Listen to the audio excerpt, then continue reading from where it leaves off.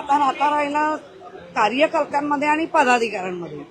तर आत्ताच आपण पाहिलं की आमच्या पदाधिकाऱ्यांमध्ये कुठलाही मनभेद नाहीये, की ठीक आहे त्या त्या पिरियडला तो जो राजकीय एक शब्द किंवा वाक्य किंवा विचार मांडायचे असतात, पण मनाने आम्ही 90% 95% बाजूला नाही.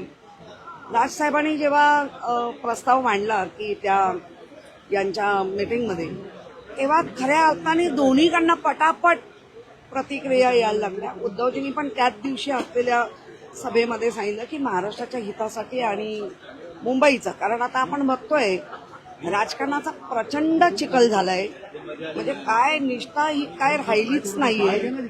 त्यामुळे हे तर दोन भाऊ नात्याने एक आहेत, त्याच्यामुळे ध्येय धोरणं सेम आहेत. त्यामुळे एक होणं हे आता कार्यकर्त्यांना मतदाराला पण वाटायला लागलंय. त्यामुळे दोन भावांनी विचार लवकर करावा की काय करायचं आहे. तू तू मी तर ट्रेन सुटून जाईल.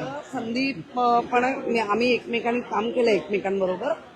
काही गोष्टींनी सगळ्याच म्हणजे आमची तर तोंड काय पाठ पण पोळली आहे. त्यामुळे आम्हालाही काही गोष्टीला विचार करावा लागतोय, कारण ज्या पद्धतीने फ्रीडम दिल्यानंतर पक्षात प्रचंड संपत्ती झाल्यानंतर काय होतं ती पाठ आणि तोंड आमचीही पोळली आहे. त्यामुळे आम्ही त्या सगळ्या गोष्टीचा सारासार विचार करतोय.